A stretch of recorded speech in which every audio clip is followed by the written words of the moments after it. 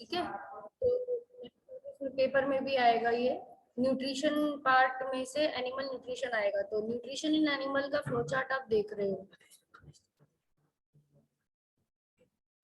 तो ingestion, digestion, absorption, assimilation और egestion, ये 5 स्टेप्स हैं न्यूट्रिशन ऑफ एनिमल्स के।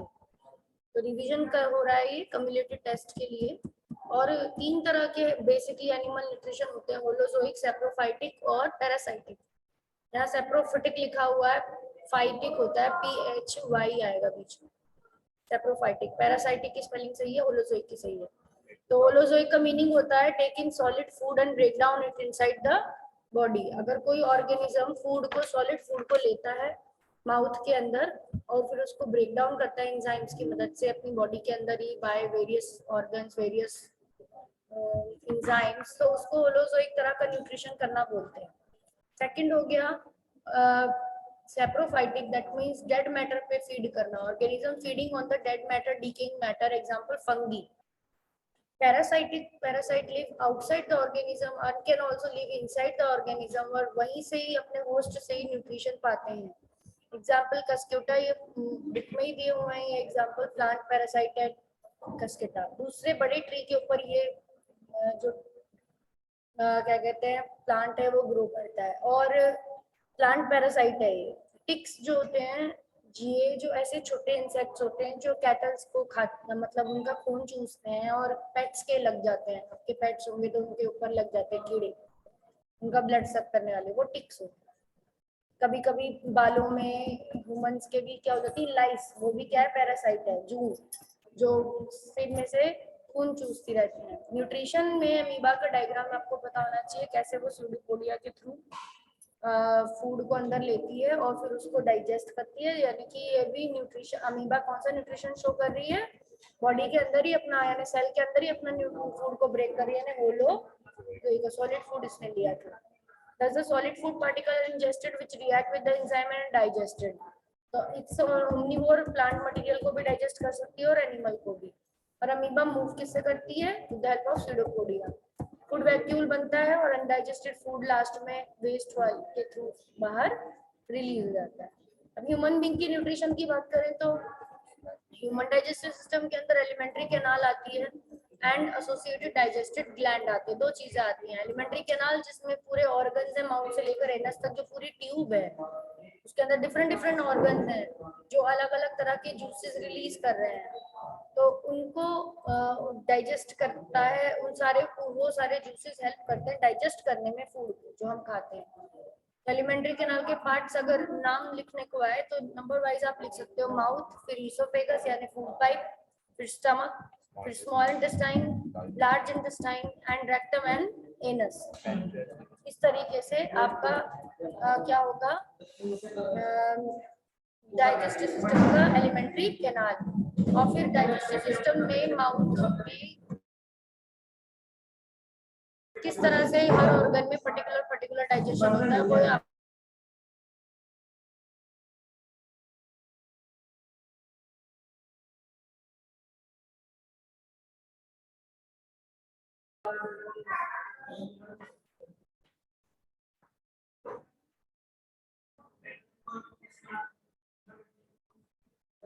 यहाँ पर माउथ में सलाइवरी ग्लैंड्स, सबसे पहले आप क्या देख रहे हो, माउथ में सलाइवरी ग्लैंड हैं जो कि क्या बनाएंगे, सलाइवा रिलीज करेंगे, सीक्रेट सलाइवा। और उसमें कौन सी एंजाइम है, सलाइवरी अमाइलेज, जो कि स्टार्च को किसमें कन्वर्ट कर रही है, शुगर। टीथ, माउथ में टीथ और होते हैं जो कि काटने में, फूड को क्रश करने में, फूड को ग्राइंड करने में हेल्प करते हैं। टंग, हमारे मुंह में जीभ भी होती है जो रोल करती है फूड को, अच्छे से सलाइवा से मिक्स करती है, टेस्ट भी करती है फूड का। टंग, सावर, स्वीट टेस्ट, चिली टेस्ट, कैसा टेस्ट है कौन करती है, टंग। माउथ में ये सब स्ट्रक्चर होते हैं बेसिकली, टीथ, टंग और सलाइवरी ग्लैंड्स। सबसे मेन जो है डाइजेशन में कौन है, सलाइवरी ग्लैंड्स, क्योंकि सलाइवरी ग्लैंड सलाइवरी अमाइलेज नाम की एंजाइम निकालते हैं। इसोफेगस, फूड पाइप है, फूड इसमें से माउथ से कहा जाता है, पेरिस्टाल्टिक मूवमेंट, रिदमिक मूवमेंट के थ्रू कहा जाएगा, will go into the stomach. Food pipe बस फूड को ट्रांसफर कर रहा है from mouth to stomach, contraction and expansion की वजह से। गैस्ट्रिक जूसेस पेप्सिन, स्टमक में कौन से जूस रिलीज होंगे? गैस्ट्रिक जूस, पेप्सिन जो कि प्रोटीन को तोड़ेंगे, HCl जो मीडियम को एसिडिक बनाएंगे, म्यूकस जो लाइनिंग ऑफ द स्टमक को प्रोटेक्ट करेगा। Small intestine, liver secrete bile. Small intestine क्या रिलीज करेगी? बाइल रिलीज करेगी लीवर से। मतलब स्मॉल इंटेस्टाइन वो पार्ट है जिसमें लीवर भी कनेक्ट होता है। तो लीवर क्या बनाता है? बाइल। वो किस में आता है बाइल रिलीज होके? Small intestine. लीवर की ट्यूब कहाँ खुलती है? Small intestine. तो small intestine is having connection with the liver and pancreas. Two glands it is having connection. Liver is making bile and pancreas is secreting pancreatic juice. Pancreatic juice में 3 तरह की enzymes आएंगी, trypsin और lipase. Mainly 2 दी हुई है यहाँ पर। Trypsin जो प्रोटीन को तोड़ेगी, लाइपेज जो कि इमल्सिफाइड फैट को तोड़ेगी। और उससे पहले फैट को इमल्सिफाई होना पड़ेगा, जो कौन करती है? इमल्सिफिकेशन का प्रोसेस करती है बाइल, तो जो कि लीवर रिलीज करता है। तो लीवर रिलीज बाइल, लीवर ने बाइल बनाया जो गॉल ब्लैडर में स्टोर होता है। ठीक है, लीवर ने बाइल बनाया जो गॉल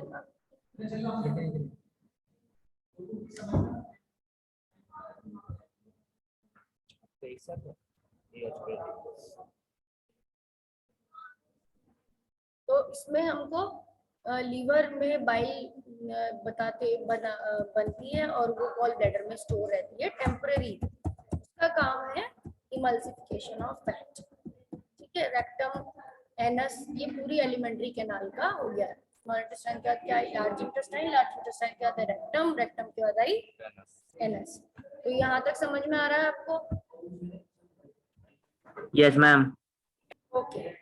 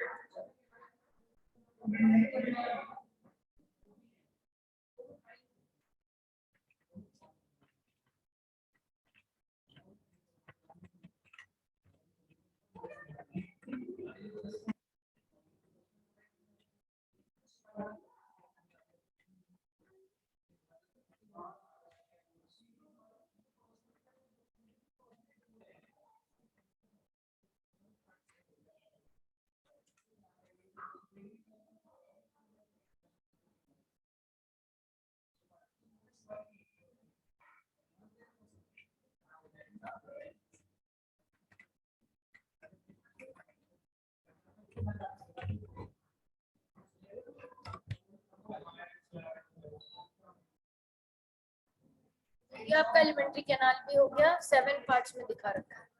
सबसे पहले माउथ, फिर इसोफेगस यानी food pipe, then stomach, small intestine जिसमें लीवर और पेनक्रिया का भी आ जाएगा, लार्ज इंटेस्टाइन और रेक्टम और एनस। और आगे इसी का डायग्राम दिखा रखा है। ये देखिए डायग्राम, माउथ दिख रहा है। माउथ में येलो कलर के क्या दिख रहे हैं? Salivary glands.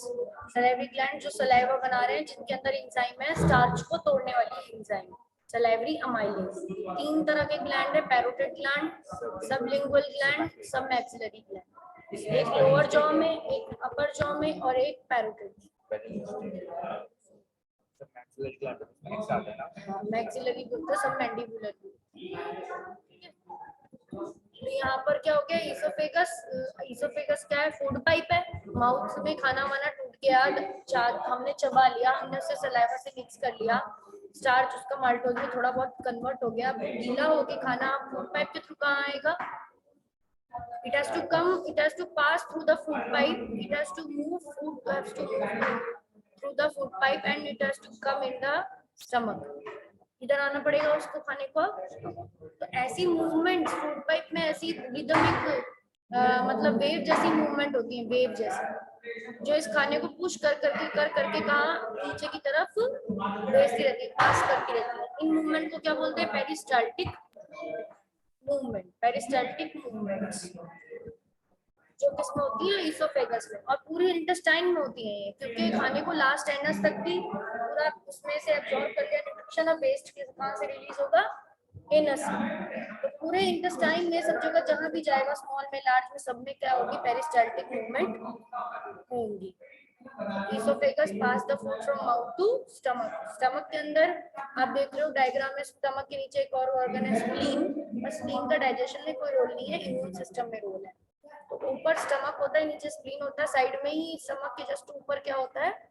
लीवर, और लीवर के इधर गॉल ब्लैडर, और गॉल ब्लैडर में थोड़ी देर के लिए बाइल स्टोर रहती है। उसके बाद जब भी खाना यहाँ आता है स्मॉल इंटेस्टाइन में, ड्यूडिनम में, देख रहे हैं आप, ड्यूडिनम फर्स्ट पार्ट है, ड्यूडिनम फर्स्ट पार्ट है स्मॉल इंटेस्टाइन का। इसमें जैसे ही फूड आता है स्टमक से निकलकर, तो ये बाइल कम से बाइल आ जाती है, एसिड बनता है ना स्टमक में, उसकी एसिडिटी को भी कम करती है, क्योंकि स्टमक में तो एसिड बनता है, तो उसकी एसिडिटी को भी कम करने का काम किसका होता है? बाइल का। एक काम तो ये अल्कलाइन मीडियम कर देती है इंटेस्टाइन का, दूसरा काम कि ये एसिडिटी को क्या करती है? कम। और एक सब्सटेंस इसमें रिलीज है बाइल में, बाइल कौन बना रहा है? लीवर ही बना रहा है। बाइल का काम क्या है? इमल्सिफिकेशन ऑफ फैट, फैट को, बिग फैट को किसमें बदलना? Small fat. फिर पेनक्रियाज भी अपना जूस यहाँ ही रिलीज कर देती है। पेनक्रिया के जूस में दो एंजाइम है, ट्रिप्सिन और लाइपेज, लिपिड को तोड़ने वाली। फिर ये जो पूरा ब्राउन कलर का आपको दिख रहा है, ये पूरा लार्ज इंटेस्टाइन है, बाहर बाहर, और अंदर अंदर क्या है? Small intestine. Small intestine is there, large intestine is covering the small intestine. पूरा ये एलिमेंट्री कैनाल है, उसके पार्ट से ह्यूमन डाइजेस्टिव सिस्टम का फ्लो चार्ट, डाइजेशन देख लिया हमने, ऊपर फ्लो चार्ट था, माउथ से शुरू हो जाता है digestion by the help of salivary amylase. Question कोई आ जाए कि why we say that the digestion of food start from mouth, because in mouth there is an enzyme called as salivary amylase that is produced by salivary glands, and it breaks the starch into maltose। वो किसमें break कर देती है starch को? Maltose. तो salivary amylase की वजह से ही माउथ में क्या हो जाता है? फूड डाइजेस्ट होना शुरू हो जाता है। Is it clear? Yes ma'am. ठीक है। The food moves to the esophagus which perform peristaltic movement, enzymes and various forms of liver। ऐसे कर लो चेयर, पैर भी सीधे करो। Enzyme and various forms, liver, gallbladder, pancreas act on chunks of the stomach intestine। तो ये सारे फिर वही नाम दे दिए, ऑर्गन्स के नाम दे दिए हैं। रेस्पिरेशन स्टार्ट हो रहा है इसके बाद, क्योंकि फ्लो चार्ट में ही सारा डिस्कशन हो गया कि कौन सी एंजाइम क्या चीज ब्रेक करेंगे। ठीक है, फ्लो चार्ट में यहाँ देख रहे हैं हम सारे वो इक्वेशंस दी हुई हैं कि कौन सी चीज ब्रेक हो जाएगी। ठीक है, क्लियर हो गया? Yes ma'am. तो लार्ज इंटेस्टाइन में जब फूड आएगा, स्मॉल इंटेस्टाइन में जब पूरा चीज, स्मॉल इंटेस्टाइन में फूड का कंप्लीट ब्रेकडाउन हो जाता है, मतलब where the breakdown ends, it ends in the small intestine and absorption starts.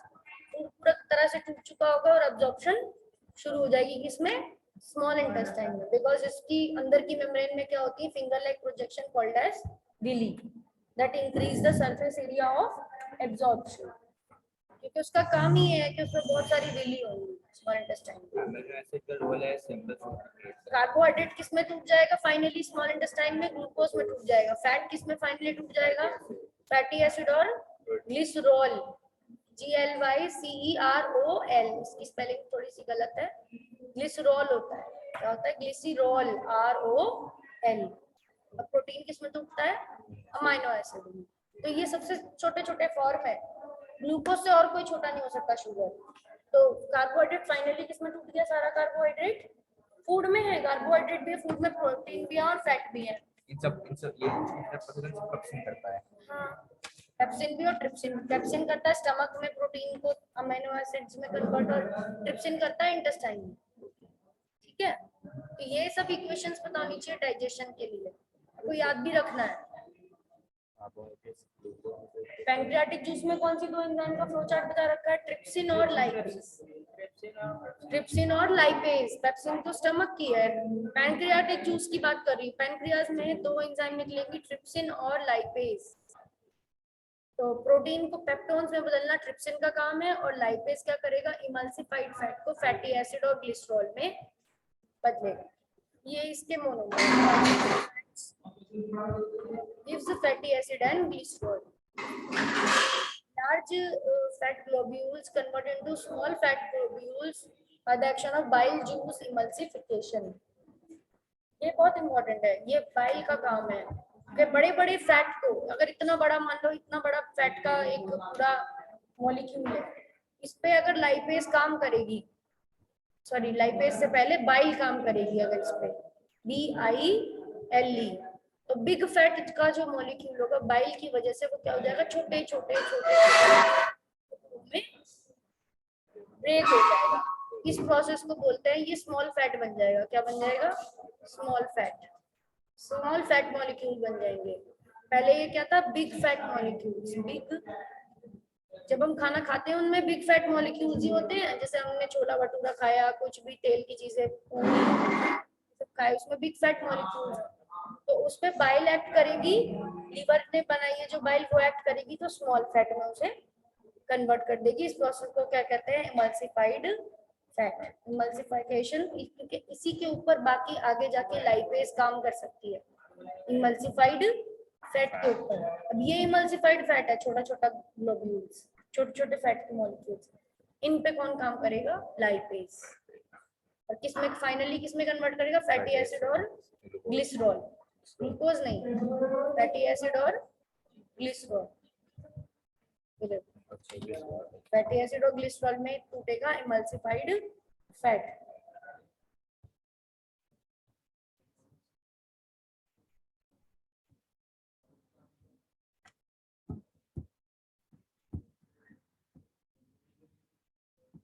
ये डायग्राम हम देख चुके हैं, मूवमेंटाइजेशन को पढ़ लिया, रेस्पिरेशन का हमने कल रिवाइज किया था, इसको जल्दी जल्दी इसका रिवाइज करेंगे। रेस्पिरेशन की प्रोसेस में एनर्जी बनती है, सबसे पहले तो ये है, it's a process in which energy is made, production of energy, intake by the intake of oxygen and release of carbon dioxide from the oxidation of substances। कुछ रेस्पिरेटरी सबस्ट्रेट होते हैं, यानी फूड होते हैं जो हम खाना खाते हैं, जब वो ब्रेक डाउन होते हैं in the presence of oxygen, तो क्या रिलीज होती है, कार्बन डाइऑक्साइड, और साथ में क्या बनती है, एटीपी की एनर्जी, बहुत सारे एटीपी बनते हैं। तो इस प्रोसेस को कहते हैं रेस्पिरेशन, जिसमें एनर्जी बनाना हो, मेन एम होता है एनर्जी बनाना।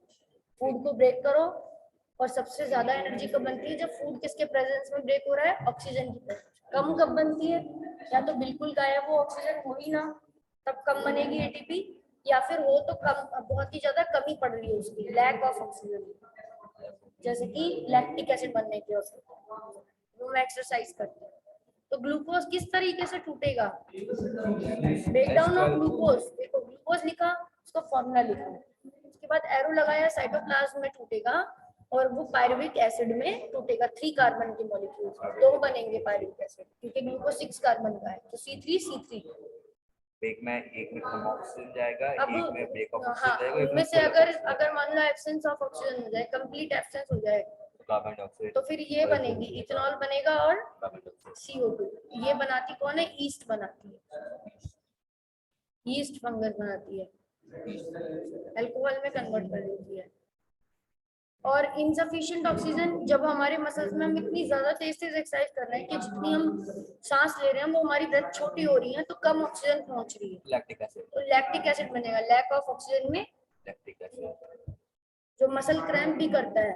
उसके बाद presence of oxygen in mitochondria, अगर ऑक्सीजन की प्रेजेंस में ब्रेकडाउन हो रहा है, और कौन सी ऑर्गेनेली में हो रहा है, माइटोकॉन्ड्रिया में। माइटोकॉन्ड्रिया में होगा तो पूरा पूरा जो पायरुविक एसिड है किसमें ब्रेक हो जाएगा, CO2, वाटर और एनर्जी, कुछ भी इंटरमीडिएट चीज नहीं रहेगी, सब कुछ प्योर बन जाएगा, पूरी कंप्लीट टूट चुकी है यहाँ माइटोकॉन्ड्रिया में।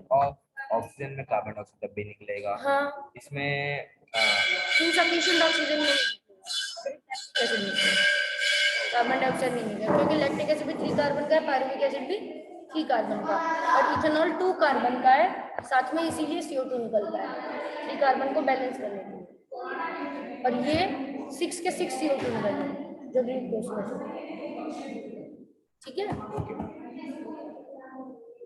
छोटा सा और है, एरोबिक और एनारोबिक का डिफरेंस है, फिर ह्यूमन रेस्पिरेटरी सिस्टम का पूरा पैसेज है, ये याद होना चाहिए और लर्न होना चाहिए, डायग्राम बनाने को भी आएगा, और ये पूरा, हाँ अभी अभी जो होंगे एग्जाम उनमें 2 चीजें आएंगी, डाइजेस्टिव सिस्टम, रेस्पिरेटरी सिस्टम, कोई सा भी एक बनाना होगा, nostril, nasal passage, nasal cavity, pharynx, larynx, जो अभी कम्युनिटी में है। ये मैकेनिज्म ऑफ ब्रीदिंग हमने क्लास में लिखा था कि इनहेलेशन के वक्त हमारी चेस्ट कैविटी का क्या होती है, फूलती है, एक्सपैंड होती है, क्यों होती है, बिकॉज ड्रिफ्ट ऊंची उठी हुई होती है, डायफ्राम फ्लैट हो रखा होता है, नीचे की तरफ जा रखा होता है, जिससे क्या होगा, वॉल्यूम लंग्स की बढ़ती है, वॉल्यूम बढ़ेगी तो बाहर से एयर अंदर आ जाएगी, एक्सेलेशन क्या तो उल्टा होता है, थोरेसिक कैविटी और उचकती है, दबती है, रिब्स ज्यादा डाउनवर्ड जाती हैं, डायफ्राम ऊपर की तरफ आ जाती है, ठीक है, डायफ्राम ऊपर की तरफ जाता है, वॉल्यूम लंग्स की इंक्रीज और डिक्रीज होती है, air exist from the lungs,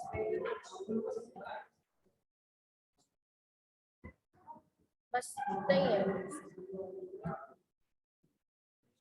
ये वाला यहीं तक करा था हमने क्लास में, ये अपना काम। और गैस एक्सचेंज का रह गया था, गैस एक्सचेंज का चाहे तो आप स्क्रीनशॉट ले लो, ये बनाना फ्लो चार्ट का बहुत जरूरी है कि किस तरह से एक बार जब आ गया ब्लड में, हम लंग्स तक पहुंच गया, ब्लड तक आ गया अगर हमारा ऑक्सीजन, तो वो टिश्यूज तक कैसे जाएगा, मेरे हाथों में भी तो पहुंचना है, मेरे पाँव में भी पहुंचना है, मेरे ब्रेन में भी ऑक्सीजन पहुंचना है, सब जगह सब टिश्यूज में पहुंचना है, तो कैसे जाता है, तो एक्सचेंज ऑफ गैसेस का फ्लो चार्ट है, number 1 point, number 2 point, number 1 point में जो एयर रिच होती है ऑक्सीजन में, एल्वेलाई तक तो पहुंची है, हमने सांस भरी, एयर एल्वेलाई तक पहुंची है, उसके बाद वो ब्लड वेसल, एल्वेलाई के जस्ट बाद क्योंकि क्या होते हैं ब्लड वेसल, उन तक डिफ्यूज हो गई, ब्लड में आ गई, यानी ब्लड में आरबीसी उसको बॉन्ड बना लेगा उससे, ऑक्सीजन से, आरबीसी मतलब red blood cell, red blood cell ने ऑक्सीजन से बॉन्ड बना लिए और ऑक्सीजन को रिलीज कर दिया इन द टिश्यू, जब वो टिश्यू में गया खून, तो उसके चारों तरफ के जो भी